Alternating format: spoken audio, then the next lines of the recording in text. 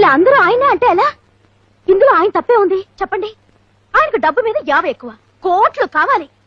ఏదో నానా యాత్ర పడి ఆవిడ దృష్టిలో పడి సంపాదించుకోవాలనుకున్నారు. మనం ఆయనకి 100 కోట్లు ఇవ్వగలవా చెప్పండి? మన దగ్గర ఉందా? నా సంసారం నిలబెట్టాలంటే ఆయనకు 100 కోట్లు ఇవ్వాలి. అమ్మ పెట్టదు, అడుగు తిన్నివ్వదు. ఇటు మనమో ఇవ్వక ఆయన్ని సంపాదించుకోనివ్వక ఇలా వేధిస్తే ఎలా చెప్పండి? అలా చెప్పు. వాళ్ళంతా పాతకాలపు మనుషులు కదండి. మనుషులు మనసులే ఎక్కువ అనుకుంటారు. పాపం మార్కెట్ విలువ వాళ్ళకేం తెలుస్తుందండి. కోట్లు పారేస్తే ఓట్లు కొనుక్కున్నట్లు మనసుల్ని కొనుక్కోవచ్చు. అంతదాకా ఎందుకు?